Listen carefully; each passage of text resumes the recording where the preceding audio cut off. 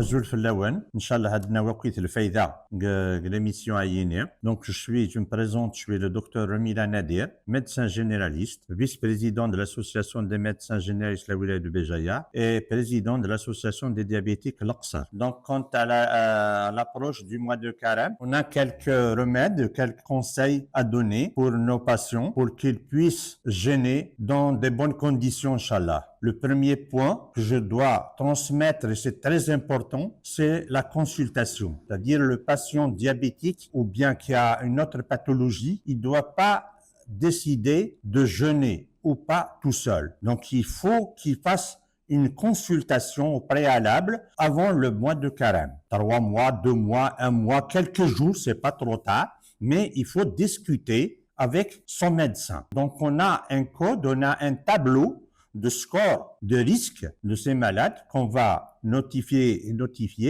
et on va classer notre patient selon le risque. On a, s'il dépasse les 6 points, donc c'est un haut risque, c'est-à-dire c'est un malade qui est à haut risque, donc il ne doit pas jeûner. Si il est entre 0 et 3 points, c'est un risque faible, donc il peut jeûner sans problème.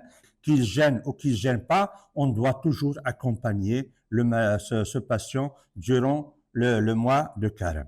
Donc, on doit lui expliquer les problèmes qu'il peut rencontrer durant le mois de Carême, les complications du jeûne, à savoir l'hypoglycémie, par exemple, durant la journée, quand il est à jeun, il mange pas, il prend pas de l'eau pendant toute la journée, ça risque de diminuer donc sa glycémie et d'engendrer des hypoglycémies, parfois même des hyperglycémies à l'inverse, donc supérieures à 3 grammes. Et parfois, c'est avec cette hyperglycémie, avec ces polyuries, polydipsies, il peut engendrer des déshydratations et il va parfois donner des décompensations de certaines maladies préexistantes déjà, comme les cardiopathies, comme l'HTA, comme les autres maladies. Donc, le troisième point, c'est l'autosurveillance. L'autosurveillance, quand il y a un diabétique qui a l'habitude de prendre sa glycémie une fois par jour ou une fois par semaine, pendant l'iftar, là c'est autre chose, donc il doit renforcer, il doit mesurer quand même sa glycémie pendant plusieurs fois par jour, selon les cas, surtout la première semaine, afin d'adapter le traitement et de voir le changement du rythme de vie, surtout pendant la première semaine.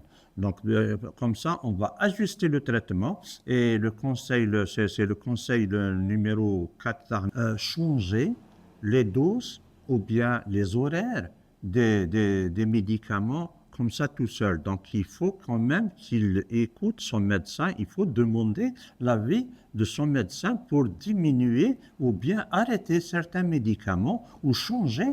Peut-être parfois même on change certains médicaments pendant le mois de Carême. Surtout les horaires, c'est-à-dire il y a des injections d'insuline peut-être parce qu'il y a des gens des malades qui prennent 3 fois l'insuline par jour. Donc pendant le Carême, on doit quand même discuter, on doit essayer d'adapter le traitement. Les insulines, c'est-à-dire une injection à l'iftar, elle peut rester peut-être à la même dose, mais on doit changer la dose de sahur, par exemple. On doit diminuer la dose pour éviter les hypoglycémies et peut-être arrêter même la 3e injection. Également, dormir suffisamment pendant le Carême. Déjà, c'est pour ça qu'avec l'hypoglycémie plus l'insuffisance du sommeil, on a un trouble du comportement et c'est pour ça qu'on remarque toujours durant le mois de Carême des troubles du comportement. Il y a des accidents domestiques, des accidents de circulation et des disputes entre des personnes. Ayez toujours avec vous des sucreries afin de se resucrer en cas d'hypoglycémie. Il faut toujours avoir des morceaux de sucre, des bonbons ou bien des jus afin de se resucrer en cas d'hypoglycémie. Et le dernier point, c'est-à-dire c'est les exercices physiques, il faut que ça soit modéré. Donc c'est bon de faire de l'éducation physique, mais il faut que ça soit modéré. Et puis, il faut refaire la consultation, comme on a fait la consultation médicale au début, avant le carême. Il faut revoir votre médecin à la fin du mois de carême pour essayer d'ajuster